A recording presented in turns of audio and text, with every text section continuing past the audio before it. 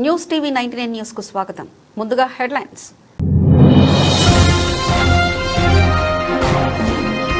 Trump కార్యక్రమం వద్ద కాల్పు ఖండించిన ప్రధాని మోదీ, క్షేమంగా బయటపడిన ట్రంప్, ఆయన కుటుంబ సభ్యులు.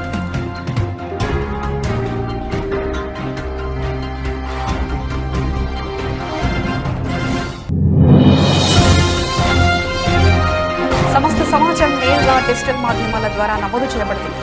మన్ కీ బాత్ లో వివరించిన ప్రధాని మోదీ.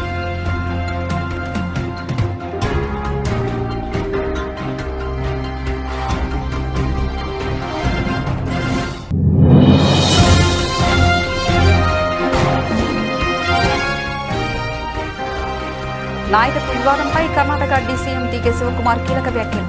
ఏం చేయాలో తమ పార్టీ హైకమాండ్ కు తెలుసని వివరణ.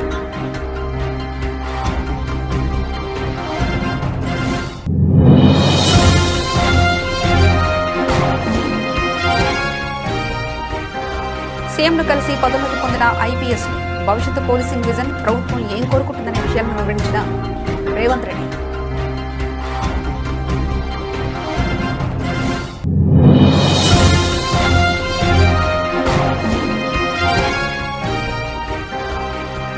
దేశంలోనే తొలి ప్రైవేటు ఆర్బిటల్ ర్యాకెట్ విక్రమ్ 1 ఆవిష్కరించిన సీఎం. 2040 నాటికి అగ్రగామిగా తెలంగాణను నిలబెడతామన్న రేవంత్ రెడ్డి.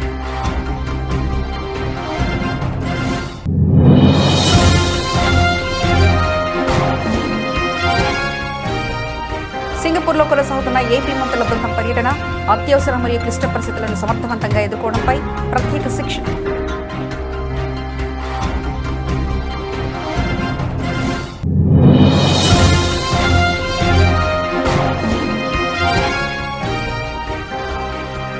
మహిళలకు స్వయం ఉపాధి కల్పించడానికి కీలక నిర్ణయం తీసుకున్న ప్రభుత్వం.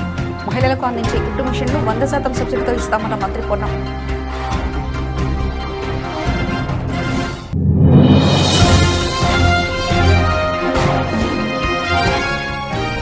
రెండేళ్ల కాలంలో అప్పులు కాకుండా చంద్రబాబు సృష్టించిన సంపద ఎంతో వెల్లడిస్తారా? ప్రభుత్వాన్ని ప్రశ్నించిన మాజీ మంత్రి కురసాల కన్నబాబు.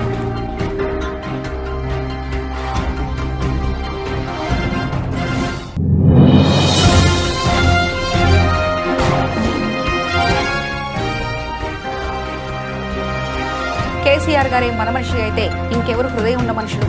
కవితకను నిలదీసిన మాజీ మంత్రి జీవన్ రెడ్డి.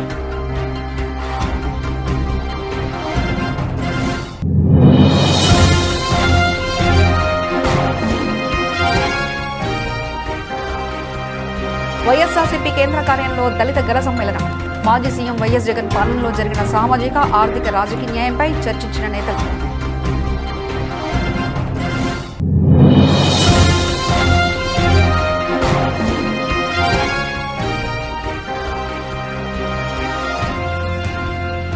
ఇషాన్ అభిషేక్ విధ్వంసం, రాజస్థాన్ పై సన్ రైజర్స్ సంచలన విజయం.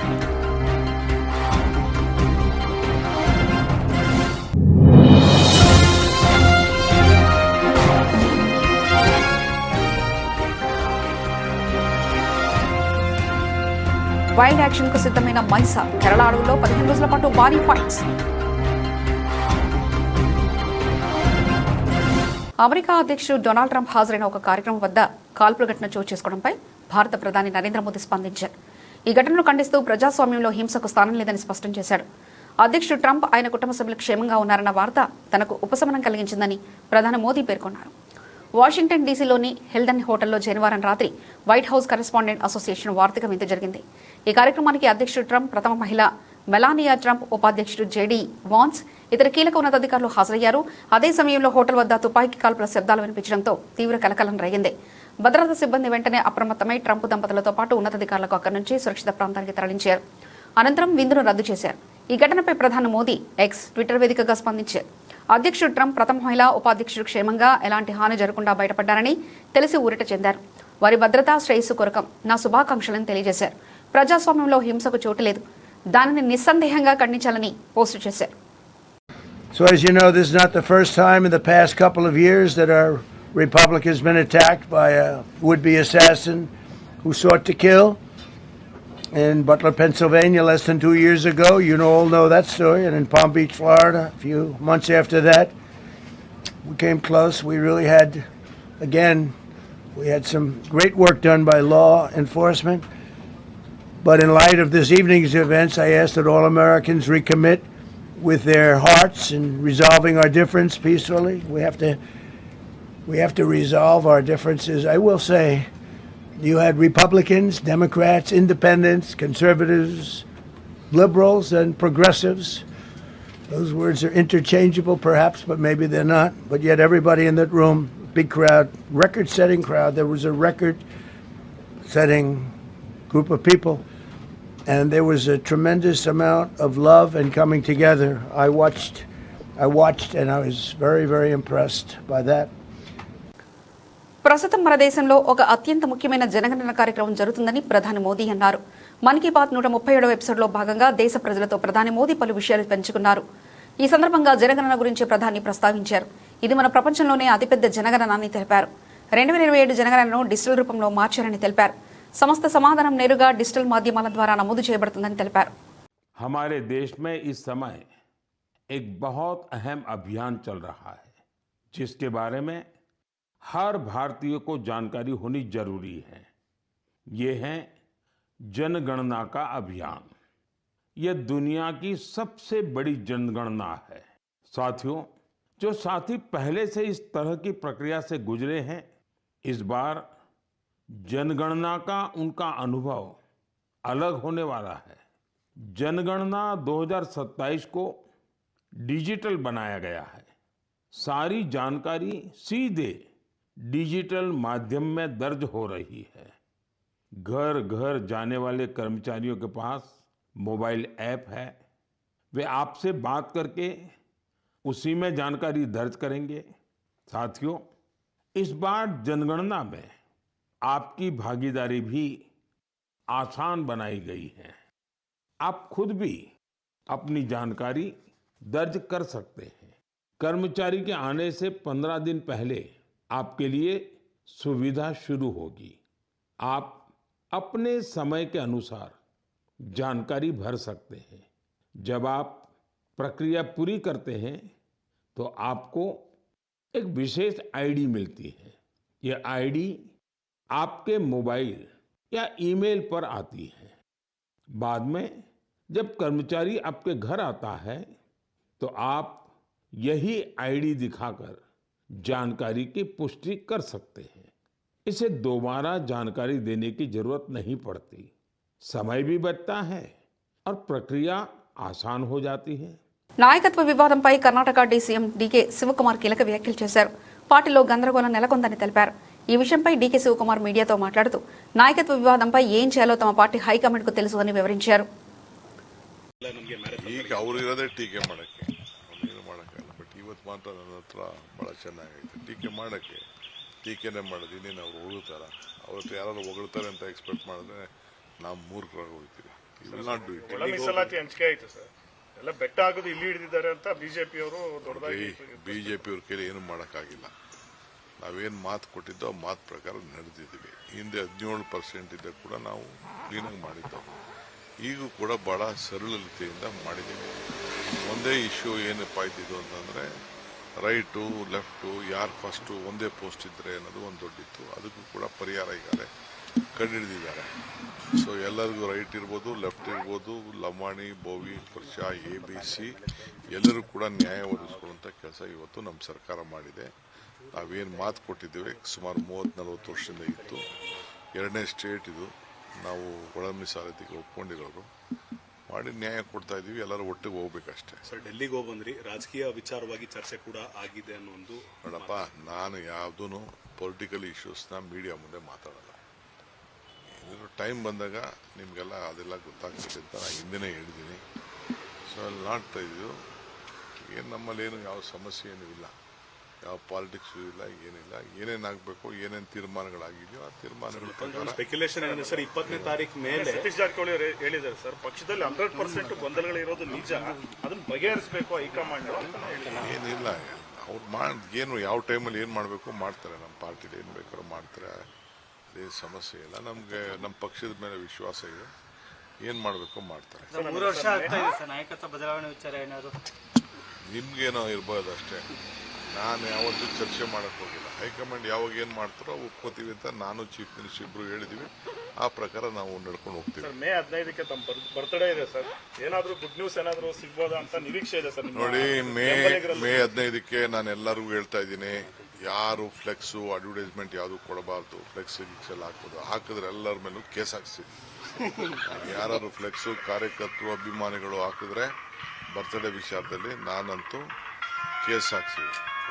ಬೇಕಾದ್ರೆ ಅಡ್ವರ್ಟೈಸ್ಮೆಂಟ್ಗಳು ಇದೆ, ದುಡ್ಡುಗಳು ಕಟ್ಬಿಟ್ಟು ಬೇಕಾದ್ರೆ ಮಾಡ್ಕೊಳ್ಳಿ. ಯಾರೂ ರೋಡಲ್ಲಿ ರೋಡ್ ಹಾಳು ಮಾಡೋದಕ್ಕೆ ಮಾಡಬಾರ್ದು. ನನ್ನ ಪರ್ಸನಲ್ ರಿಕ್ವೆಸ್ಟು. ఇటీవల డీజిల్గా పదోన్నతి పొందిన 6 సీనియర్ ఐపీఎస్ అధికారులు సీఎం రేవంత్ రెడ్డిని మర్యాదపూర్వకంగా కలిశారు. Hyderabad police commissioner VC Sajjanar, police recruitment board chairman VV Srinivasarao, శాంతి భద్రతల విభాగం డీజీపీ మహేష్ భగవత్, హోంగార్డుల విభాగం chief Swathi Lakra, CID chief Charu Sinha, greyhounds chief Anil Kumar, command control సెంటర్లో సీఎంను కలిశారు. వీరి వెంట డీజీపీ శివధరెడ్డి ఉన్నారు. వీరితో సీఎం మాట్లాడుతూ భవిష్యత్తు పోలీసింగ్ విజన్, ప్రభుత్వం ఏం కోరుకుంటుందనే విషయాలను వివరించినట్లు తెలిసింది.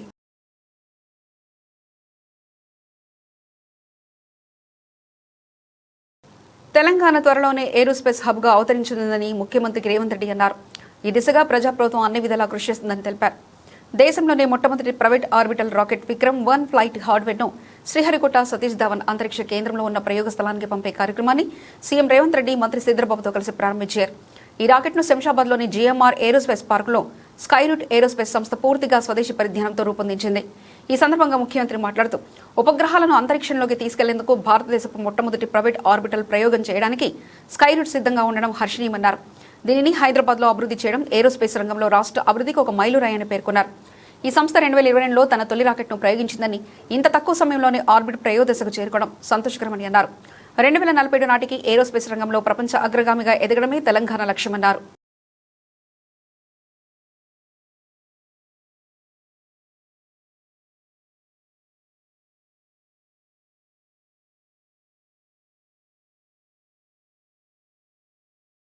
సింగపూర్లో ఆంధ్రప్రదేశ్ మంత్రుల బృందం పర్యటన 6వ రోజుకు చేరుకుంది. ఈ పర్యటనలో భాగంగా మంత్రులు నేడు పరిపాలనలో ఎదురయ్యే అత్యవసర మరియు క్లిష్ట పరిస్థితులను సమర్థవంతంగా ఎదుర్కోవడంపై ప్రత్యేక శిక్షణ పొందారు. ముఖ్యంగా ఏదైనా ఒక సమస్య తలెత్తినప్పుడు జట్టుగా, టీంగా వినూత్నంగా స్పందించే టేబుల్ టాప్ ఎక్సర్సైజ్ విధానంపై వారికి అవగాహన కల్పించారు. ప్రముఖ నిపుణులు డాక్టర్ ప్రవీణ్ కుమార్ ఈ శిక్షణ కార్యక్రమంలో మంత్రులకు దిశానిర్దేశం చేశారు. సైబర్ సెక్యూరిటీ ముప్పులు, డేటా లీక్ కావడం, భద్రతా లోపాలు లేదా ఇతర అత్యవసర పరిస్థితులు సంభవించినప్పుడు ప్రభుత్వం ఎలా అప్రమత్తంగా ఉండాలో ఆయన వివరించారు. ఈ విధానంలో భాగంగా నిర్దేశిత లక్ష్యాలను చేరుకోవడం, బాధ్యతల కేటాయింపు, సమస్య పరిష్కారానికి తీసుకోవాల్సిన తక్షణ నిర్ణయాలు మరియు వ్యవస్థలోని లోపాలను గుర్తించడం, సరిదిద్దడం వంటి కీలక అంశాలపై మంత్రులకు లోతైన విశ్లేషణ అందించారు.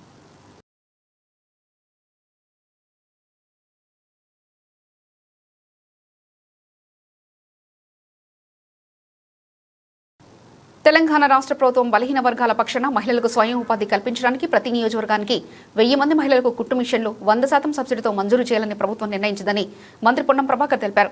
త్వరలోనే వాటికి అప్లికేషన్ తీసుకుని జిల్లా కలెక్టర్ ఆధ్వర్యంలో ఎంపిక ప్రక్రియ జరుగుతుందన్నారు. ముఖ్యమంత్రి సూచన మేరకు బలహీన వర్గాల మహిళలకు ఉపాధి అవకాశాలు మెరుగుపరచడానికి ఈ నిర్ణయం తీసుకోవడం జరిగిందని చెప్పుకొచ్చారు. నియోజకవర్గానికి 1000 మంది మహిళలకు చొప్పున స్వయం ఉపాధి పెంచుకొని ఆర్థికంగా ఆసరగా ఎదగడానికి ఉపయోగపడుతుందని పేర్కొన్నారు. బలహీన వర్గాల శాఖ పక్షాన నిరుద్యోగులకు ఉపాధి అవకాశాలు పెంచడంతో పాటు స్కిల్ డెవలప్మెంట్ లాంటి కార్యక్రమాలు చేయడానికి శాఖ ప్రణాళికలు చేస్తుందన్నారు.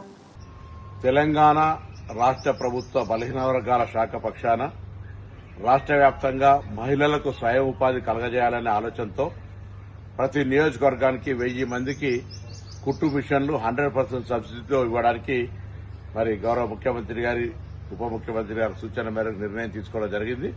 దానికి ఎంపిక ప్రక్రియ, అప్లికేషన్ల ప్రక్రియ త్వరలోనే జిల్లా కలెక్టర్ల ఆధ్వర్యం లోపల మరి ఎంపిక ప్రక్రియ జరుగుతోంది. ఇది తప్పకుండా నియోజకవర్గానికి ఒక 1000 మహిళల చొప్పున స్వయంగా ఎదగడానికి, ఆర్థికంగా కుటుంబానికి ఆసరాగా ఉండడానికి ఉపయోగపడుతుందని ఆకాంక్షిస్తూ మరి బలహీన వర్గాల శాఖ ఇంకా కొన్ని నిరుద్యోగ యువతకు సంబంధించిన ఉపాధి అవకాశాలతో పాటుగా కొంత స్కిల్ డెవలప్మెంట్ కు సంబంధించి వివిధ కార్యక్రమాలు తీసుకునే దానిలో భాగంగా మరిన్ని కార్యక్రమాలతో బలహీన వర్గాల అభివృద్ధికి ప్రణాళిక చేస్తుంది ప్రభుత్వం అనే మాట మనం చేస్తాం. కూటమి ప్రభుత్వంపై మాజీ మంత్రి కురసాల కన్నబాబు తీవ్ర వ్యాఖ్యలు చేశారు. కూటమి పాలనలో పెద్ద ఆసుపత్రుల్లో కనీసం మందులు లేవని, ఐసీయూలో ఎలుకలు తిరుగుతున్నాయని ఆరోపించారు. ఆరోగ్యశ్రీ బిల్లులు క్లియర్ చేయకపోతే నెట్వర్క్ హాస్పిటల్ ఆస్తులు హామీ మీద అప్పులు తెస్తానని సీఎం చంద్రబాబు అనడం విడ్డూరమని మండిపడ్డారు. ఈ 2 ఏళ్ల కాలంలో అప్పులు కాకుండా చంద్రబాబు సృష్టించిన సంపద ఎంతో వెల్లడిస్తారని ప్రశ్నించారు. మెడిసిన్స్ సెంట్రల్ స్టోర్కి సుమారు 712 రకాలని చెప్తున్నారు. 712 రకాల మందులు రావాల్సి ఉంటే 300 రకాల నుంచి 400 రకాలు వస్తున్నాయి. మిగతా మందులు ఏవి లేవు. వాళ్ళ ఒక దూది కావాలన్నా ఒక సూది కావాలన్నా బయటికి వెళ్ళి కొనుక్కోమని రాసిస్తున్నారు డాక్టర్లు.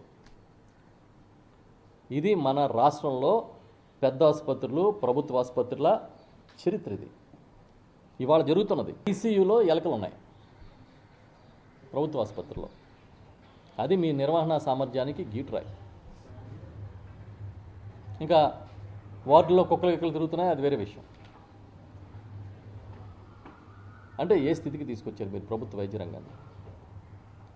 రాష్ట్రాల నుంచి ఆక్సిజన్ తెప్పించి పేషెంట్లను కాపాడి ఒక మానవత్వం ఉన్న నాయకుడిగా జగన్మోహన్ రెడ్డి గారు అవాళ్ళు చేశారు. అలా మీరు చేయలేరు. మీరు ఆయనతో పోల్చుకోగలరు. ఏమీ చేయకపోయినా గోరంతలు కొండంతలుగా చేసినట్టుగా ప్రచారం చేసుకుని ఎంతకాలం పబ్బం గడుపుకుంటారు?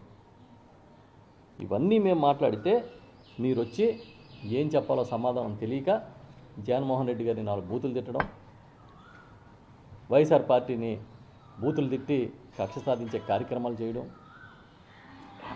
ఎవరన్నా సోషల్ మీడియాలో నిలదీస్తే వాళ్ళ మీద రెడ్ బుక్ రాజ్యాంగం ప్రకారం కేసులు పెట్టడం, చివరికి హైకోర్టు చీవాట్లు పెట్టినా కూడా ఇది తప్పు పద్ధతి అని చెప్పినా కూడా మీలో మార్పు రాకపోవడం చూస్తూ ఉన్నాం. మేము ఆరోగ్యశ్రీ బకాయిలు 3,000 కోట్లు తీర్చడం కోసం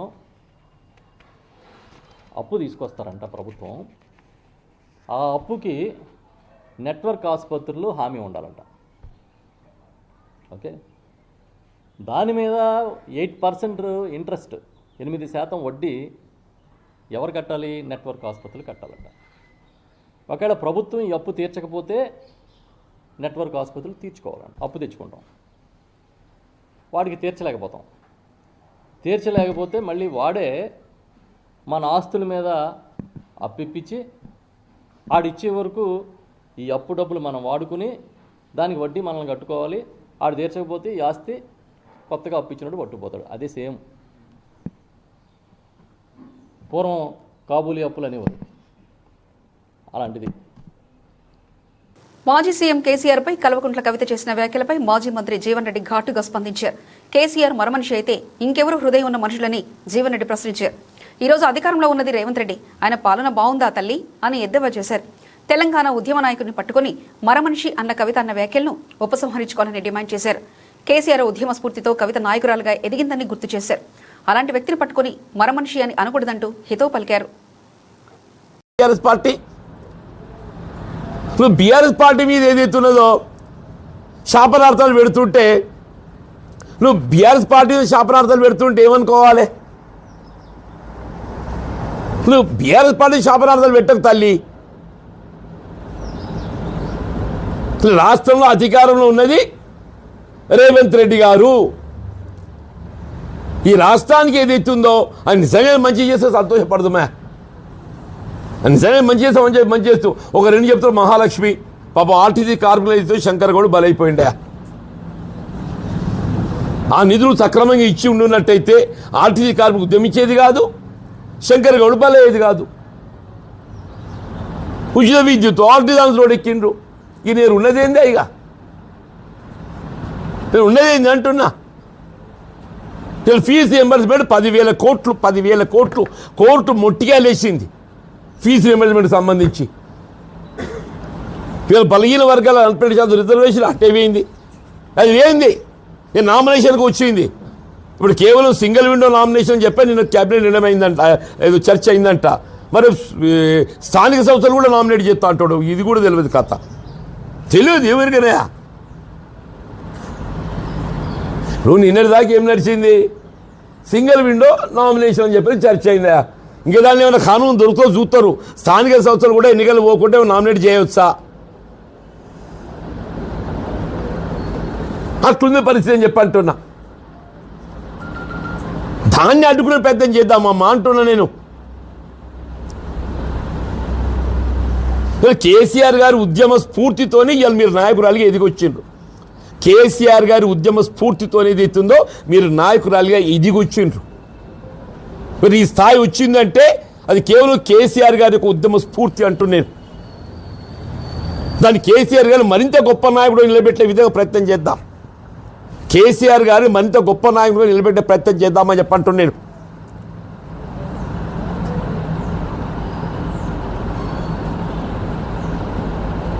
అది అనేది ఎత్తుందో అడువో ఇడిపోయి ఇవాళ నువ్వు ఇక్కడ దాకా ఎదిగినావు అని చెప్పంటే ఆయన ఉద్యమ స్ఫూర్తి కేసీఆర్ ఉద్యమ స్ఫూర్తి అయితే నువ్వు ఆయననే మర మనిషి అంటే ఎట్లా తల్లి?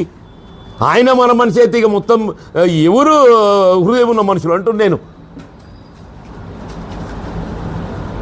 దయచేసి అటువంటి మాట నీ నోటి నుండి వెలువడిస్తుంది కాదు.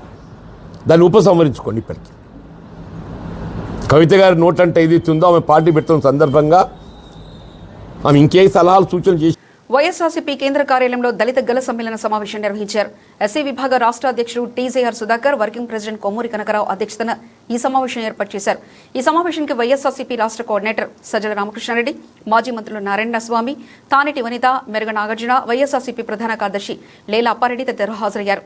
ఈ సందర్భంగా వైఎస్ఆర్సీపీ ఎస్సీ సెల్ అధ్యక్షుడు మాజీ ఎమ్మెల్యే టీజేఆర్ సుధాకర్ బాబు మాట్లాడుతూ మాజీ సీఎం జగన్ పాలనలో దళితులకు జరిగిన సామాజిక, ఆర్థిక, రాజకీయ న్యాయం ఎలా జరిగిందో వివరించారు. ఈ రాష్ట్రంలో మనం ఎదుర్కొంటున్న దయనీయమైన పరిస్థితులు, మనకు ఎదురవుతున్న సవాళ్లు 2019-24 మధ్యకాలంలో మన నాయకుడు పరిపాలించిన విధానం, ప్రస్తుతం జరుగుతున్న విధానానికి మనకు వ్యత్యాసం తెలుసు. మన నాయకుడు చేసిన సంస్కరణల్ని, ఆయన యొక్క నాయకత్వంలో మనం పొందిన ఫలాలను సుస్పష్టంగా ఈ ప్రజలకు చేరవేయటం మనందరి యొక్క నైతిక బాధ్యత. మరి ముఖ్యంగా మీ నియోజకవర్గ సమన్వయకర్తలచే దళిత గళాన్ని వినిపించడానికి ఇక్కడికి విచ్చేసిన ప్రతి ఒక్క సభ్యుడికి నా హృదయపూర్వకమైన స్వాగతం. ఇదొక మంచి రోజు. నిన్ను నువ్వుగా ఈ ప్రపంచానికి చెప్పడానికి పార్టీ నీకు ఇచ్చే వేదిక. నీ భావాన్ని వ్యక్తపరచడానికి వైఎస్ఆర్ కాంగ్రెస్ పార్టీ రాజకీయ వేదికని నువ్వు ఎంపిక చేసుకొని ఆ వేదిక మీద నీకున్న సామాజిక బాధ్యతను, జగన్మోహన్ రెడ్డి గారి యొక్క పరిపాలనలో సామాజిక, ఆర్థిక, రాజకీయ న్యాయం ఎలా జరిగింది నీకని చెప్పుకోవటానికి నిన్ను పిలిచాం. ఇక నుంచి మాట్లాడతాం, గట్టిగా మాట్లాడదాం, సుస్పష్టంగా మాట్లాడదాం. అది ఫేస్బుక్ అయినా, ట్విట్టర్ అయినా, వాట్సాప్ అయినా, ఓ ప్రెస్ మీట్ అయినా, పత్రికా ప్రకటన అయినా వైఎస్ఆర్ కాంగ్రెస్ పార్టీ దళిత గళం ఇక గర్జించబోతుంది అని చెప్పటమే ఈ రోజున ఈ సమావేశం యొక్క ముఖ్య ఉద్దేశం. భయం అనేది మన ఇంట వంట లేదు, ఉండటానికే వీల్లేదు. ఎందుకంటే మన నాయకుడి యొక్క ధైర్యాన్ని మనం ఎవరు గొప్పగా చెప్పాల్సిన అవసరం లేదు. అనేక సందర్భాలలో అనేక మార్లు తను నమ్మిన సిద్ధాంతం కోసం ఎలా నిలబడతాడో ప్రత్యక్షంగా చూసాం. అలాంటి నాయకుడి యొక్క నాయకత్వంలోని ఈ పార్టీ మనకు అండగా ఉందని, మనకు పథకాలు ఇచ్చిందని, మన ఆడపడుచుల యొక్క మెళ్ళల్లో కొద్దిగా ఎంతో కొంత బంగారం వచ్చిందని, మన బిడ్డలు ఇంగ్లీష్ మీడియంలో చదువుకుంటున్నారని, మన వాడల్లోకి నాడు నేడు పేరుతో స్కూళ్ళ భవనాలను ఆధునీకరిస్తున్నాడని, మన ఆడబిడ్డలకు అమ్మఒడి, చేయూత లాంటి పథకాలు ఇచ్చాడని, ఇంటి పట్టా ఇచ్చాడు, ఇల్లు కట్టించాడని ఈ తెలుగుదేశం దుష్ట ప్రభుత్వానికి జగనన్న మీద కోపం వచ్చింది. ఆ కోపం ఏ స్థాయికి వెళ్ళిందంటే ఐపీఎల్ 2026 సీజన్లో పరుగుల వరద పారించిన మరో ఉత్కంఠభరిత మ్యాచ్లో సన్ రైజర్స్ హైదరాబాద్ సంచలన విజయం సాధించింది. జైపూర్లోని సవాయ్ మాన్సింగ్ స్టేడియంలో శనివారం జరిగిన మ్యాచ్లో రాజస్థాన్ రాయల్స్పై 5 వికెట్ల తేడాతో ఘన విజయం అందుకుంది. తొలుత రాజస్థాన్ యువ సంచలనం వైభవ్ సూర్యవంశీ 103 విధ్వంసక శతకంతో చెలరేగగా రాజస్థాన్ నిర్ణీత 20 ఓవర్లలో 6 వికెట్ల నష్టానికి 228 పరుగులు భారీ స్కోరు సాధించింది. అనంతరం Sunrisers batter Ishan Kishan 74, Abhishek Sharma 57 మెరుపు అర్ధశతకాలతో లక్ష్యాన్ని చిన్నదిగా మార్చేశారు. 2029 పరుగుల భారీ లక్ష్యాన్ని హైదరాబాద్ జట్టు కేవలం 18.3 ఓవర్లలోనే 5 వికెట్లు కోల్పోయి ఛేదించింది. 2029 పరుగుల కొండంత లక్ష్యంతో బరిలోకి దిగిన సన్ రైజర్స్ హైదరాబాద్కు తొలి ఓవర్లోనే ట్రావిస్ హెడ్ 6 వికెట్లు కోల్పోయి షాక్ తగిలింది. అయితే ఆ తర్వాత క్రీజులోకి వచ్చిన ఇషాన్ కిషన్ ఓపెనర్ అభిషేక్ శర్మతో కలిసి ఎదురుదాడికి దిగాడు. వీరిద్దరూ రాజస్థాన్ బౌలర్లకు ఊచకోత కోశారు. పవర్ ప్లే ఓవర్లను పూర్తిగా సద్వినియోగం చేసుకుంటూ స్కోర్ బోర్డును పరుగులు పెట్టించారు. అభిషేక్ శర్మ 29 బంతుల్లో 11 ఫ్లోర్లు, 1 సిక్సర్తో 57 పరుగులు చేయగా ఇషాన్ కిషన్ కేవలం 31 బంతుల్లో 11 ఫ్లోర్లు, 3 సిక్సర్తో 74 పరుగులు చేశాడు. ఈ జోడీ రెండో వికెట్కు కేవలం 55 బంతుల్లోనే 132 పరుగులు జోడించి విజయానికి బలమైన పునాది వేసింది. వీరిద్దరు అవుట్ అయ్యాక హెన్రిచ్ క్లాసెన్ 29, నితీష్ కుమార్ రెడ్డి 18 బంతుల్లో 36 కీలక ఇన్నింగ్స్లు ఆడి జట్టును విజయానికి చేరువ చేశారు. టాలీవుడ్ స్టార్ హీరోయిన్ రష్మిక మందాన తన కెరీర్లో మునుపెన్నడూ లేని విధంగా ఒక విలక్షణమైన పాత్రతో ప్రేక్షకుల ముందుకు రాబోతున్నారు. రవీంద్ర పుల్లే దర్శకత్వంలో ఆమె ప్రధాన పాత్రలో నటిస్తున్న తాజా చిత్రం మైస్. ఈ చిత్రంలో రష్మిక ఒక శక్తివంతమైన గొండు గిరిజన యువతిగా నటిస్తుండడం విశేషం. ఈ సినిమా కోసం ఆమె తన నటనతోనే కాకుండా శారీరక శ్రమలోనూ కొత్త కోణాన్ని ఆవిష్కరించబోతున్నట్లు తెలుస్తుంది. ఈ పాత్రలో రాణించేందుకు రష్మిక ఇటీవలే బ్యాంకాక్ వెళ్లి ప్రముఖ అంతర్జాతీయ యాక్షన్ డైరెక్టర్ ఆండీ లాగ్ పర్యవేక్షణలో కఠినమైన యుద్ధ విద్యలు, ప్రత్యేక స్టంట్స్ తో శిక్షణ పొందినట్లు తెలుస్తుంది. ప్రస్తుతం కేరళలో దట్టమైన అడవుల్లో ఈ చిత్రానికి సంబంధించిన కీలకమైన షెడ్యూల్ షూటింగ్ శరవేగంగా జరుగుతుంది. ప్రముఖ యాక్షన్ కొరియోగ్రాఫర్ కేచా నేతృత్వంలో సుమారు 15 రోజుల పాటు సాగే భారీ యాక్షన్ సన్నివేశాలను చిత్ర బృందం చిత్రీకరిస్తుంది. అన్ఫార్ములా ఫిల్మ్ నిర్మిస్తున్న ఈ చిత్రంలో రష్మిక చేసే విన్యాసాలు, పోరాట ఘట్టాలు సినిమాకి హైలైట్ గా నిలుస్తాయని చిత్ర యూనిట్ ధీమా వ్యక్తం చేసింది. గ్రామర్ పాత్రలకే పరిమితం కాకుండా అత్యంత గాఢతతో కూడిన ఈ గిరిజన యువతి పాత్రను రష్మిక నటన సినిమా స్థాయిని మరో మెట్టు ఎక్కిస్తుందని సినీ వర్గాలు భావిస్తున్నాయి.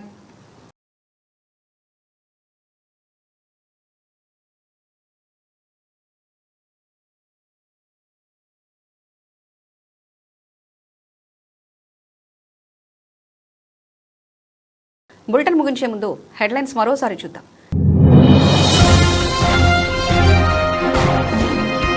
ట్రంప్ కార్యక్రమం వద్ద కాల్పు ఖండించిన ప్రధాని మోదీ, క్షేమంగా బయటపడిన ట్రంప్, ఆయన కుటుంబ సభ్యులు.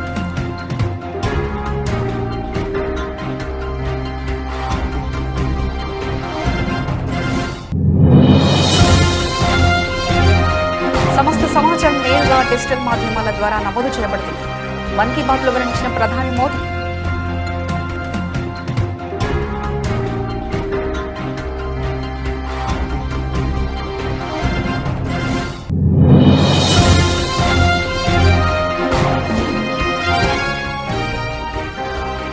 నాయకత్వ వివాదంపై కర్ణాటక డీసీఎం టీకే శివకుమార్ కీలక వ్యాఖ్యలు. ఏం చేయాలో తమ పార్టీ హైకమాండ్ కు తెలుసని వివరణ.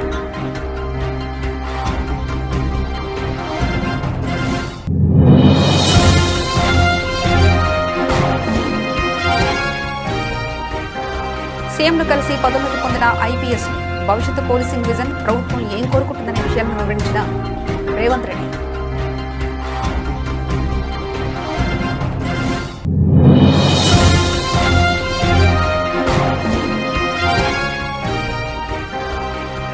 దేశంలోనే తొలి private orbital rocket Vikram one ఆవిష్కరించిన సీఎం. 2040 నాటికి అగ్రగామిగా తెలంగాణను నిలబెడతామన్న రేవంత్ రెడ్డి.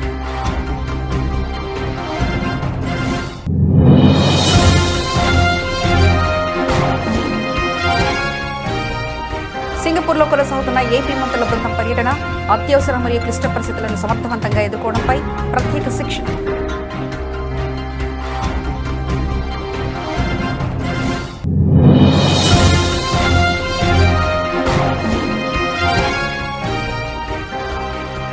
మహిళలకు స్వయం ఉపాధి కల్పించడానికి కీలక నిర్ణయం తీసుకున్న ప్రభుత్వం. మహిళలకు అందించే కుట్టు మిషన్లు 100% సబ్సిడీతో ఇస్తామన్న మంత్రి పొన్నం.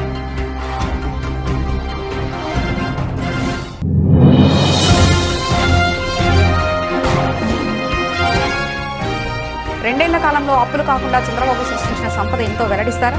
ప్రభుత్వాన్ని ప్రశ్నించిన మాజీ మంత్రి కురసాల కన్నబాబు.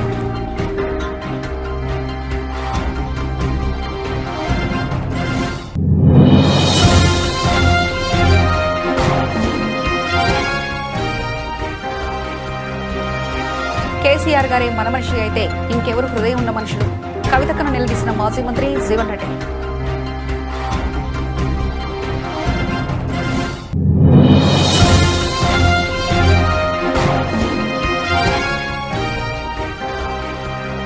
వైఎస్ఆర్సీపీ కేంద్ర కార్యాలయంలో దళిత గల సమ్మేళనం.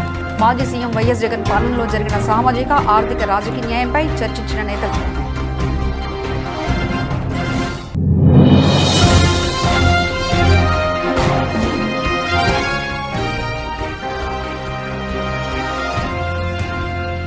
ఇషాన్ అభిషేక్ విధ్వంసం, రాజస్థాన్పై సన్ రైజర్స్ సంచలన విజయం.